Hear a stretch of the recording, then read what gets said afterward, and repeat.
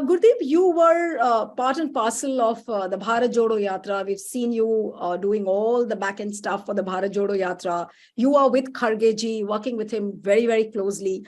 Now, the point is that if I may ask you about the impact of Bharat Jodo Yatra, because the way it began from South and the kind of impact you think that you feel that this Yatra has had an impact now that the results are out. Nilu, I'll again reiterate my point.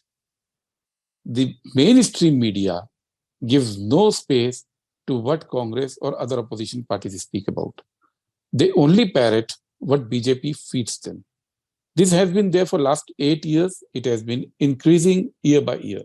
So last year in Udaipur Chintan Shivar, when Congress met, we acknowledged this reality that the media largely has surrendered to BJP.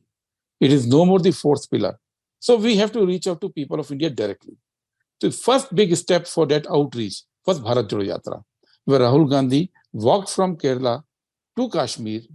He met people, and that energized the entire party. That set a narrative, because in this country, people were afraid. In this country, people had stopped taking ideological positions against RSS. People had stopped saying that they're talking against the hegemony of RSS. There are clear-cut two ideas of India now. One is RSS, and one Constitution of India, which is essentially the philosophy of Congress party represents. Everybody had started surrendering to the idea of RSS, either out of fear or coercion, or because of even the groundwork done by BJP RSS. I would grant them that also. Right. So Rahul Gandhi stood up. He talked a different language. He stood up. He talked about the ideological difference that Congress represents against RSS. We went directly to people of India. Certainly, that has given a fillip. And in this election, whatever we listened during that yatra, whatever Congress party learnt in that yatra, was converted into 5 guarantees. So there is an organic linkage between what we analyzed in Udaipur, what we did in yatra, and how we designed our campaign. And in this campaign, if you have seen, we were not at all dependent on the mainstream media. We were trying to use as much was available to us, but I can tell you, I saw bulletins after bulletins. We had a 30 minutes bulletin. If you leave aside 5-6 minutes of break, out of 23 minutes, 22 minutes for BJP and 1.5 minutes for Congress. This was bulletin after bulletin in TV media. So we were fighting an election in that light, and Bharat Jodo Yatra has given us a template that go to people, listen to people, talk directly to people. But Gurdeep, what is going to be, I know you're running short of time, but my next question to you. There's time. Okay, fine. 2024 elections are not far away. And what is going to be the Congress's next game plan? You have a meeting coming up in Bihar, I'm told, sometimes in May. And a lot of things are happening. Nitish Kumar is also moving around, meeting up leaders. And people, all this along, all those people who were saying that, it's like a do and die battle. Congress has to regain its prominence as the principal opposition party. I think Congress is back in the reckoning. But what is the next biggest challenge from here on for Congress? Nilu, if you just look back upon 9 years of BJP rule, what is clear is that the political parties are under great stress. Congress party has stood up against the ideology of RSS. It has stood up against the pressure tactics of RSS, which is so bad that anybody who speaks out, agencies haunt them. Rahul Gandhi had to lose his membership over what? A defamation case? Something which has never happened before. So this is where Congress party has made its position clear. Having said that, we also know that to defeat BJP today, to defeat Mr. Modi's government, all parties have to come together. Congress has already taken that initiative. There was a meeting at the residence of Congress President Mallikarjun Kharge ji. Mr. Rahul Gandhi was there, Mr. Nitish Kumar was there, Mr. Tejasvi Yadav was there. A decision was taken that we'll be reaching out to all the political parties who are in opposition. Those who work with Congress party, Congress is speaking to them. Those who are not in alliance with Congress party, which includes Mamata Banerjee, which includes Naveen Patnaik, which includes Akhilesh Yadav, which includes KCR, which includes YSR. All these people are being spoken to by Nitish Kumar. So after this round is over, and after the Karnataka elections are today out, there will be a meeting of the joint opposition in Patna that has been decided in the first meeting itself, which we followed up with other meetings. So we'll be working on two parts. A, what are the contours of the alliance of opposition party? What are the variation in state by state? And B, what is the program which we will take to people of India? Because we just cannot fight elections only on the basis of an alliance which is not rooted in a program. So these two things will now parallelly move ahead. Karnataka election has given a message that BJP is not invincible. Himachal has given a message that BJP is not invincible. And now we are going to do the next level of planning with all the opposition parties. Gurdeep, you are Mr. Mallikarjun Kharge's closest aide, and that is why I'm specifically asking you a question on Mallikarjun Kharge. We saw him going around the state. The entire campaign of Congress was centering around Khargeji, and Congress managed this time that it wasn't centered only around Rahul. And BJP wanted that campaign to become Modi versus Rahul, but Congress very cleverly avoided that. Now, for Khargeji personally, this victory means what really? Well, I don't agree with this. No. Yes. First, I do not agree with your analysis. Rahul Gandhi campaigned from the front position. There was no effort to shield him from any debate, Modi versus Rahul. That debate is there in this country. He is the strongest ideological voice against Prime Minister Modi. And we don't shy from it. We do not try to shield him. He campaigned vigorously throughout the state. He spoke to people, he addressed media, he addressed rallies. Now, Congress is not a single leader party. Mr. Kharge is the president. Priyanka Gandhi was one of the main campaigners. Mr. Siddaramaiah was one of the main campaigners. Mr. D.K. Shivakumar was one of the main campaigners. Mr. M.B. Patel, Mr. Parmeshwaran was there. So there's a whole battery of leaders which we deployed in this election. Because unless everybody works together, unless everybody gives their best, we cannot fight the might of BJP, which is well aided by Election Commission, which is aided by agencies, which is aided by media and money power. So we all the leaders came together to take up a challenge that this Modi government has disqualified Rahul Gandhi from Lok Sabha. This Modi government has ensured that nobody speaks in Lok Sabha or Rajya Sabha. When Mr. Kharge spoke in Rajya Sabha and Mr. Rahul Gandhi spoke in Lok Sabha, all the relevant words were expunged from the proceedings. So this is a dictatorial government against whom we will win in Karnataka and will start a process of safeguarding the democracy in this country. Mr. Kharge led from front. He stayed put in Karnataka for almost full 1 month. He came on 14th of April and today is 13th of May. He has been here. He has toured the entire state. He has put together the entire leadership of state together. He is one of the most respected leaders of Karnataka also. He is Congress president as well as he is one of the most respected leaders, and he carries that moral stature and wisdom to bring everybody together. And I think we have shown what can be done despite all the might of Bharatiya Janata Party and its allies, which are non-political allies. Right. Now I'd request all the guests on the panel if they have a question for Gurdeep, because he won't be available very soon. So Puneet, over to you first if you have any question for Gurdeep, and then I'll go to Dakshin. Yes. Yeah, hi. Gurdeep, I just wanted to quickly ask you, during Karnataka and before Karnataka in Himachal, we saw the Congress run a campaign that ran like a very tight ship. It was, a united leadership at the state level without any bickering during the campaign. And a campaign that was very, very local, very hyper-local on local issues.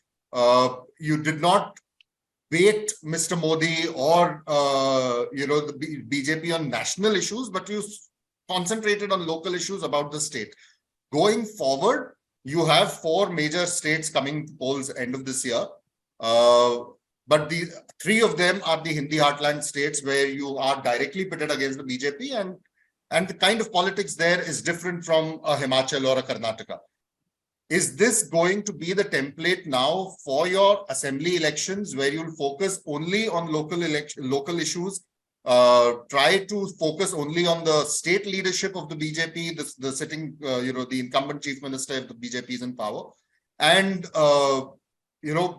not rely on matters of national politics when it comes to, an Adani or a Rafael or etc. taking center stage, instead having local issues take center stage. Is that going to be the template forward? And secondly, how do you juxtapose this for a national election in 24?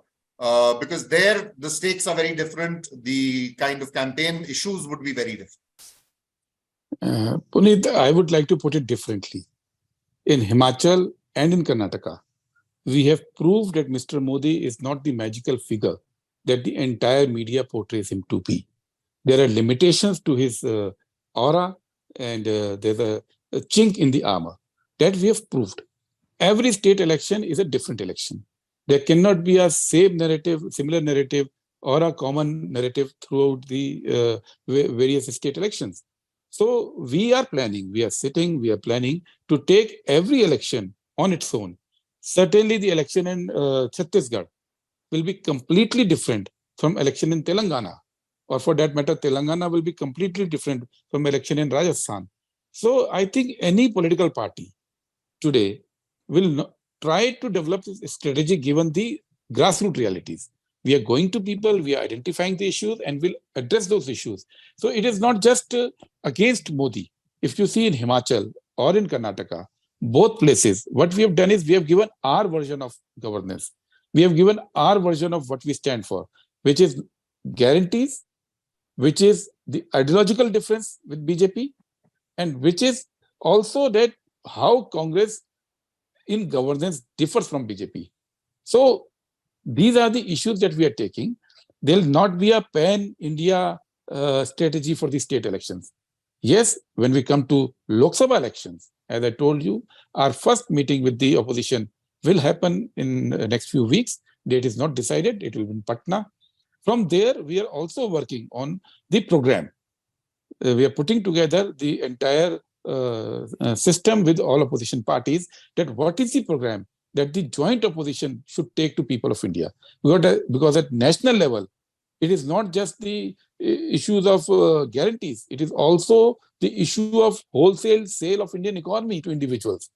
So largely one narrative will prevail either in states or in national. That I can agree with you, that it is rich versus poor. BJP is a party of rich people. BJP speaks the language of rich. BJP is a party which is taking away the money from poor and handing over to few of its friends. That narrative has to be converted in a common language for the voters of India. I have one more quick question to ask. I'm sorry, I'm hogging some time. Go ahead Just and one ask. quick question, Yeah, since you're also attached to Mr. Kharge's office. There are a lot of matters organizationally for the Congress to resolve at the central level. The plenary session, you had several resolutions that were moved, but none of those have been implemented in spirit. Even though the plenary got over in February, we're now in May. The reconstitution of the Congress Working Committee still has to take place. The other promises about an election strategy department, about oversight of office bearers, etc. All of those had taken a backseat, possibly because you were all focused on Karnataka. Also, the turf war in Rajasthan that we've seen Mr. Sachin Pilot is still on a 5-day yatra. He's constantly attacking the state government on various issues. Are these issues, organizational issues, at least for now, going to take precedence, or are they going to still be on the back burner while you talk to opposition parties in Patna on the next strategy against the BJP? The plenary happened in the last week of February. After that, we had March and April. So by April, the tickets distribution had started. So we had a simple choice to make, given the constraints of time. Do we carry out all the organizational changes and not focus on Karnataka? Or we first focus on Karnataka and then bring about the changes? Because even if we had brought about all the changes and lost Karnataka, it would have method come to a zero. So that's why a conscious decision was taken that focus all the energies on Karnataka election. And that is why you see, after, I don't know, maybe for the first time, the half of the candidates, almost 125 candidates, 60%, were declared weeks before the notification. So this was a change which was consciously brought about. We focus on Karnataka. Now we have one Karnataka. And I can assure you in coming weeks, you'll see all those changes coming up. It's only a matter of few weeks now. The consultative process will begin after the formation of Karnataka government. And maybe in 3-4 weeks, everything will be carried out. Sir, I want to ask you a question. Mr. Gurdeep, now, Ji. we understand that just a moment, Dakshin.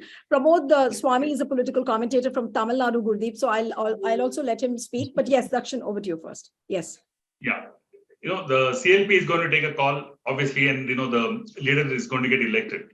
But looking beyond that, once that is done, there is inherent fault lines within the Congress party in Karnataka.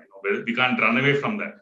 Now, the question now is, will the Congress party stay united? Initially, of course, there may not be any issues, but eventually, say, the old DK Shivakumar Siddaramaiah issues, will they come up, or, how do you, how are you strategizing this to ensure that not only that they stay united, but the optics are also important in the long run?